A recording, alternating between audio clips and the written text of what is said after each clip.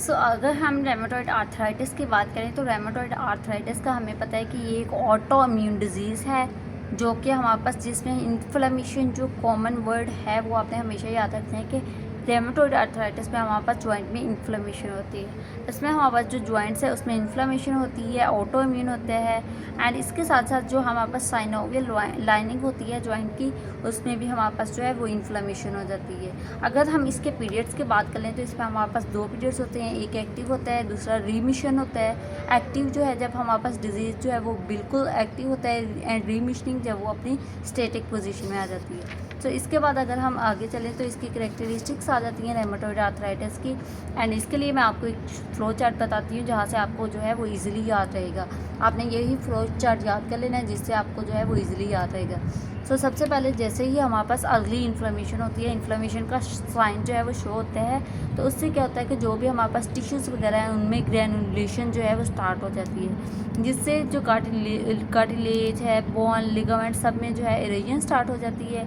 Adhesion start होने के बाद हमारे पास एडेशंस बन जाते हैं। एडेशंस की वजह से हमारे पास जहाँ पे भी हमें पता है एडेशंस वगैरह बनते हैं, ट्रिगर्स पॉइंट बनते हैं, हमारे पास जो रेंज ऑफ मोशन है वो रिस्ट्रिक्टेड हो जाती है, जिसकी वजह से हमारे पास कैनक्लस बोन जो है वो एक्सपोज हो जाती है। एंड जिसकी वजह से फर्दर जो है वो हमारे पास फिब्रोसिस हो सकता है, एनकाइलोसिस हो सकता है, सबलेक्सेशन के चांसेस हो सकते हैं। सबलेक्सेशन हम पार्शियल डिसलोकेशन को कहते हैं।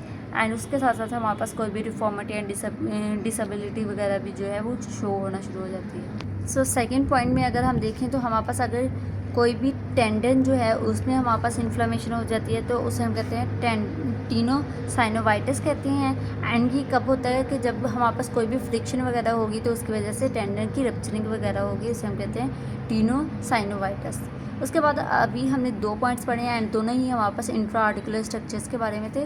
थर्ड पॉइंट अब हम करते हैं कि एक्स्ट्रा आर्टिकुलर में क्या होता है। एक तो जॉइंट के अंदर क्या हो रहा है वो हमने बातें की, अब हम करते हैं कि जॉइंट के बाहर क्या होता है। इसके साथ साथ अगर हमारे पास हम उसके एक्स्ट्रा आर्टिकुलर पैथोलॉजीज़ की बात करें तो उसमें हमारे पास नोड्यूल्स बन सकते हैं, रेमेटॉइड नोड्यूल्स बन सकते हैं, मसल्स की एट्रोफी वगैरह हो सकती है, फिब्रोसिस हो सकता है, मसल वीकनेस हो सकती है, फटीग जो है वो कॉमन कोज हो सकता है। उसके साथ साथ जो फोर्थ पॉइंट है उसमें उन्होंने सिंपल यही बता रहा है कि हमारे पास जब भी रेमेटॉइड या ऑस्टियोआर्थराइटिस होता है बेसिकली हमारे पास जो एडीएल्स हैं वो परफॉर्म नहीं कर सकते, लाइक हमारे पास जो फंक्शनल लेवल जो है वो डिक्लाइन हो जाता है, हम अपने फंक्शंस वगैरह परफॉर्म नहीं कर सकते। एंड इसके साथ साथ हमारे पास डिग्री ऑफ इन्वॉल्वमेंट भी मैटर करती है। एंड समटाइम अगर हम रेमेटॉइड आर्थराइटिस को अर्ली स्टेज में आइडेंटिफाई कर ले तो उसको जो है वो हम रिवर्स कर सकते हैं, लाइक हम उसमें जो है वो बेसिकली उनके लाइफस्टाइल को जो है वो माइनर लाइफस्टाइल को चेंज करेंगे। एंड उसके साथ साथ कोई भी हम एंटी इन्फ्लेमेटरी मेडिकेशंस देंगे तो वो जो है इम्प्रूव हो सकता है। बट अगर सीवियर केस होगा तो उसमें जो है इसकी इम्प्रूवमेंट जो है उसके चांसेस कम हैं, उसके लिए हमारे पास सर्जरी जो है वो नीडेड होगी, कंपल्सरी है।